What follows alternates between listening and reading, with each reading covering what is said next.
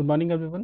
तो last class में हम लोगों ने कुछ बेसिक्स आइडिया जमा करे थे। उसमें से क्या था, पहले हम लोगों ने कुछ कुछ बेसिक डेफिनेशन जानने का कोशिश किया था। पहले हमारी जो बेसिक डेफिनेशन था वो था फिजिकल यूनिट। फिजिकल यूनिट कहते हैं किसको है। तो हम लोगों ने देखा था कि physical units are the unit which can be measured directly और इनडायरेक्टली, किसी भी मेथड से आप मेजर कर सकते हो, फिजिकल यूनिट हो गया।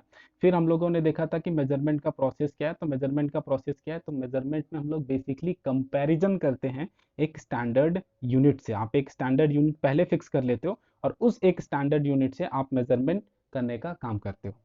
ठीक है। तो उसके बाद आती है, जब स्टैंडर्ड यूनिट्स बोलते हैं तो स्टैंडर्ड यूनिट्स क्या होता है। तो स्टैंडर्ड यूनिट्स क्या होती है, स्टैंडर्ड यूनिट्स यो वो टर्म होती है, वो स्मॉलेस्ट वैल्यू होती है जिससे आप कंपैरिजन करने का काम करते हो। जैसे कि मैंने बोला था कि 1 मीटर सपोज स्टैंडर्ड यूनिट है, तो इससे कंपेयर करके किसी का लेंथ अगर पता चलता है कि 4 टाइम्स है, तो आपको पता चलता है कि उसका लेंथ कितना है, 4 मीटर के बराबर है।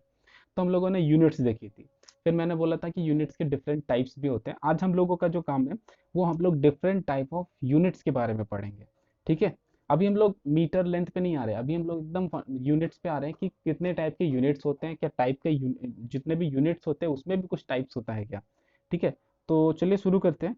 तो आज, ठीक है, जो यूनिट्स के बारे में हम लोग पढ़ रहे हैं, तो यूनिट्स के बारे में जब पढ़ रहे हैं, ठीक है, तो जो यूनिट्स के टाइप होते हैं वो पहला टाइप होता है फंडामेंटल यूनिट्स। ठीक है। फंडामेंटल मतलब समझ ही रहे होगे, फंडामेंटल वो, फंडामेंटल का मतलब ही होता है वैसे चीजें, ठीक है, या वैसा थिंग्स या वैसा क्वांटिटी क्वालिटी वट जो इंडिपेंडेंट हो। ठीक है। या फिर फंडामेंटल या स्टार्टिंग पॉइंट हो, जो कि जैसे कि फंडामेंटल के लिए, केस के लिए एक घर बनाई जाती है तो eat is the fundamental unit, यानी ईट से मिल मिल के वो घर बनी हुई है। तो फंडामेंटल मतलब होता है वो बेसिक यूनिट जहां से शुरुआत होती है, जिससे बाकी चीजें बाकी चीज मतलब एक ईंट मिल करके एक घर बनता है ना, पर ईंट हमारा फंडामेंटल यूनिट्स होता है। ठीक है। आप फंडामेंटल यूनिट हटा के घर नहीं बनेगा। तो फंडामेंटल यूनिट्स वो यूनिट्स है जिससे आगे चल करके और बहुत सारे यूनिट्स, ठीक है, फॉर्म होंगे। तो फिजिकल क्वांटिटी यूनिट्स जिसके यूनिट्स एकदम आइडेंटिकल होते हैं, इंडिपेंडेंट होते हैं, किसी पे भी डिपेंड नहीं करते हैं, वैसे यूनिट्स को, वैसे फिजिकल क्वांटिटीज को फंडामेंटल क्वांटिटीज कहते हैं और उसके यूनिट्स को हम लोग फंडामेंटल यूनिट्स कहते हैं। और इन जनरली जो बेसिक्स लैंग्वेज में है, मैकेनिक्स में, ठीक है, मैकेनिक्स मैंने पहले ही बोला था, मैकेनिक्स बताया था, quantum dynamics and so on. तो मैकेनिक्स मतलब कि जो चैप्टर हम लोगों को यहाँ पढ़ना है वो है मोशन। पूरा फर्स्ट बुक में आपको सिर्फ मोशन पढ़ना है। तो जो मोशन है उसमें जो फंडामेंटल यूनिट्स होते हैं वो बेसिकली 3 ही यूनिट्स होते हैं। और वो 3 बेसिक फंडामेंटल यूनिट्स होते हैं हमारे, मास, लेंथ एंड टाइम। आप देखो जो मास लिखा रहता है या फिर मास जो यूनिट है वो कंप्लीटली इंडिपेंडेंट है। वो आप सीधा सीधा एक्सप्रेस कर सकते हो इन टर्म ऑफ केजी। ठीक है। लेंथ का भी सेम आप सीधा सीधा एक्सप्रेस कर सकते हो in term of metre. And seconds का भी सेम आप सीधा सीधा एक्सप्लेन कर सकते हो इन टर्म ऑफ सेकेंड्स। तो ये इनके जो यूनिट्स है वो किसी पर डिपेंड्स नहीं करते हैं। ठीक है। ओके, अभी जैसे आगे का जो एग्जांपल जब आएगा डेराइव यूनिट्स, तो और अच्छे से समझ में आएगा कि फंडामेंटल यूनिट्स कहते हैं किसको है। ठीक है। तो मैंने क्या बोला कि जो फंडामेंटल यूनिट्स है वो बेसिकली 3 ही है। ठीक है। मास, लेंथ एंड टाइम। पर ये याद रखना ये किस में है, सिर्फ मैकेनिक्स में, जहां पे आप सिर्फ मोशन के बारे में पढ़ रहे हो। ठीक है। उस उतने फिजिक्स के लिए आपके पास जो फंडामेंटल यूनिट्स है वो मास, लेंथ एंड टाइम है। पर जैसे ही आप दूसरा ब्रांच में शिफ्ट करते हैं फिजिक्स का, और आगे का ब्रांच में शिफ्ट करते हैं, हमारा केमिकल फिजिक्स है, ठीक है, और दूसरे ब्रांच में जैसे फिजिक्स पे जाते हो तो आपके पास 4 और फंडामेंटल यूनिट्स आ जाते हैं और उनका नाम है temperature, luminous intensity, current, electric current and the amount of substance. Amount of substance का मैं बताता हूँ। अमाउंट ऑफ सब्सटेंस मतलब मोल। ठीक है। ये आप लोगों ने पढ़ी होगी कि 1 mole has a number of atom कितना, 0.23 इंटू 10⁻23, यानी 1 moles has a this fixed amount of numbers. ठीक है। तो उसको भी एक यूनिट कंसिडर कर लिया गया है। इलेक्ट्रिक करंट एम्पियर, इसको भी एक यूनिट कंसिडर कर लिया गया। ल्यूमिनस इंटेंसिटी कैंडेला, ठीक है, उसको भी एक यूनिट कंसिडर कर लिया गया। एंड टेम्परेचर टी और kelvin is also a unit. तो टोटल फंडामेंटल्स यूनिट अगर सारे ब्रांच ऑफ फिजिक्स को मिला दिया जाए तो टोटल फंडामेंटल फिजिक्स आपके आगे कितने, mass, length, time and electric current, temperature and luminous intensity and the amount of substance. आपके पास टोटल 7 फंडामेंटल यूनिट्स आ गए। यानी एग्जाम में आपको कभी पूछ लिया जाए वो the total number of fundamental units and mention the names, तो उस सिचुएशन में आप तुरंत मेंशन करोगे कि mass, length, time and the so on. ठीक है, ओके। अब देखते हैं कुछ एक फंडामेंटल यूनिट्स और उसके यूनिट और उसके सिंबल्स। ठीक है, तो मास उसका यूनिट क्या होता है, केजी। लेंथ उसका unit metre. Time second. Temperature का केल्विन हो जाता है, टी नहीं होता है, केल्विन से लिखा हुआ था, क्योंकि जब आप डायमेंशनल एनालिसिस में देखोगे तो वहाँ पे एम एल टी लिखा रहता है, तो टी रिप्रेजेंट करने का काम करती है हमारी टाइम को। ठीक है, तो यहाँ पे केल्विन में रिप्रेजेंट होता है। ठीक है, तो मास जो हमारा है, मास का यूनिट हमारा केजी होगा, सिंबल हमारा के जी है। ठीक है, लेंथ का हमारा यूनिट मीटर होता है और उसका सिंबल एम होता है, यानी कि आपको बार बार मीटर लिखने का जरूरत नहीं, एम भी लिख दोगे। ठीक है, तो फिर पता चल जाएगा कि वो मीटर है। टाइम का हमारा सेकेंड होता है, उसके लिए एस लिखा हुआ रहता है। टेम्परेचर का हमारा कैल्विन होता है और उसके लिए जो सिंबल यूज होता है वो के लिखा हुआ होता है। इंटेंसिटी का कैंडेला होता है और उसके लिए जो सिंबल यूज होता है वो के डी लिखा हुआ होता है, सी डी लिखा हुआ होता है। ठीक है, और जो क्वांटिटी ऑफ मैटर है, ठीक है, उसका हम लोग लिखते हैं मोल है, और उसको जो सिंबल में लिखते हैं तो एम ओ एल लिखते हैं। ठीक है, तो बार बार इतना, अगर मान लो कि कोई यूनिट आ रही है, ठीक है, यूनिट है सपोज 27 एम्पियर। ठीक है, तो बार बार इतना बड़ा टर्म लिखने का जरूरत नहीं है, उसके जगह में सीधा सीधा 27 ए लिख दो, आपको सामने वाले को अपने आप पता चल जाएगा कि ये 27 एम्पियर लिखा हुआ है। ठीक है, तो एक पहले से बेस तैयार कर लिया जा रहा है, ताकि आगे चल करके जो फिजिक्स आप लोग पढ़ोगे उसमें यूनिट्स और ये सब के मेजरमेंट में आपको कोई दिक्कत नहीं, वहाँ सीधा यूनिट लिखा हुआ रहे, आपके दिमाग में तुरंत स्ट्राइक कर जाना चाहिए कि ए लिखा हुआ है मतलब एम्पियर होगा, एम लिखा हुआ है मतलब मीटर होगा, एस लिखा हुआ है मतलब सेकेंड होगा। यूनिट्स को देख करके भी काफ़ी कुछ चीज़ों को आप ऑब्जर्व कर सकते हो। ठीक है, और सेकेंड हमारा है सप्लीमेंट्री यूनिट्स। फंडामेंटल यूनिट्स हो गया, और दो हमारे सप्लीमेंट्री यूनिट्स हैं, ऐसे यूनिट्स हैं जिनको बाद में यूनिट्स बनाया गया, लेकिन वो जो यूनिट्स हैं उसको सप्लीमेंट्री यानी सपोर्टिव यूनिट्स बोले गए, क्योंकि वो बाद में ऐड किए गए। ठीक है, और उनको फंडामेंटल यूनिट्स का दर्जा तो नहीं दिया जा सकता था, लेकिन उनको सप्लीमेंट्री यूनिट्स का दर्जा दिया गया।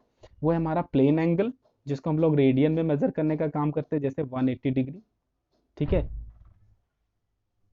जैसे प्लेन एंगल है हमारा 180 डिग्री। ठीक है, तो इसका इसका जो डिग्री है, ठीक है, वो हम लोग मेजर करने का, प्लेन एंगल 180 डिग्री, इसको रेडियन में मेजर करते हैं, और उसके लिए जो सिंबल यूज होता है वो आर ए डी होता है।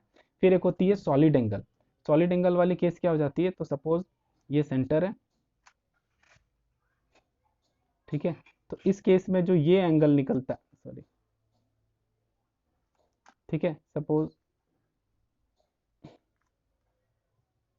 ठीक है, तो इस केस में जो हम लोग एंगल निकालते हैं वो कितना हमारा होता है, आर डी थीटा के बराबर होती है ये लेंथ हमारी, अगर ये आर है और ये हमारा डी थीटा है, ये एंगल हमारा आर डी थीटा है और ये लेंथ हमारा आर है, तो ये जो लेंथ होती है वो आर डी थीटा होता है। पढ़ाऊंगा ये सब सारी चीज़ें आगे चल करके, फिर पढ़नी है, अभी बस यूनिट्स पे कंसिडर करिए।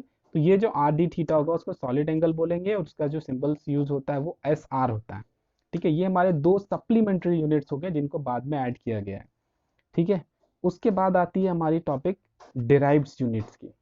ठीक है, अब डिराइव्ड यूनिट्स समझोगे तो फंडामेंटल यूनिट्स और क्लियर हो जाएगा। तो डिराइव यूनिट्स ऐसे यूनिट्स को, ऐसे फिजिकल क्वांटिटीज को कहते हैं, या ऐसे फिजिकल क्वांटिटी को डिराइव्ड फिजिकल क्वांटिटी कहते हैं, जिनको आप किसी फंडामेंटल यूनिट से, ठीक है, डिराइव कर सकते हो। कैसे डिराइव कर सकते हो, या आइदर मल्टीप्लाई करके, ध्यान देना दो ही प्रोसेस है, आइदर मल्टीप्लाई करके या फिर डिवाइड करके। ठीक है, तो वैसे फिजिकल क्वांटिटी को डिराइव्ड फिजिकल क्वांटिटी कहते हैं, और उनके जो यूनिट्स होते हैं वो डिराइव्ड फिजिकल यूनिट्स होते हैं। जैसे कि फॉर एक एग्जांपल वेलोसिटी जो v होती है वो लेंथ बाय टाइम होता है।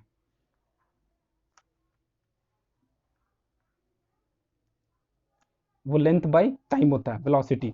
तो जो हमारा लेंथ है वो पहले से फंडामेंटल यूनिट्स है, टाइम हमारा फंडामेंटल यूनिट्स है। तो ये जो हमारा हम लोग क्या कर रहे हैं, एक फंडामेंटल यूनिट्स को दूसरा फंडामेंटल यूनिट से डिवाइड करने के बाद हम लोग का यूनिट आ रहा है मीटर पर सेकेंड। मीटर पर सेकेंड, तुम लोग क्या देख रहे हैं कि वेलोसिटी जो है उसका यूनिट दो फंडामेंटल यूनिट से डिराइव हो रही है। इसीलिए ये जो वेलोसिटी हो गया वो हमारा क्या हो गया, डिराइव यूनिट हो गया। और भी इसके एग्जांपल्स हो सकते हैं, जैसे कि एक्सेलरेशन। एक्सेलरेशन क्या होती है, तो वेलोसिटी बाय टाइम। तो हम लोगों ने क्या देखा कि वेलोसिटी पहले से ही एक डिराइव्ड यूनिट है, और डिराइव यूनिट से एक फंडामेंटल यूनिट को डिवाइड कर रहे हैं। तो हम लोग को जो भी यूनिट मिलेगा पहले से पता ही चल रहा है कि डिराइव यूनिट से हम लोग डिराइव कर रहे हैं, तो ये तो पहले से डिराइव्ड यूनिट हो गया।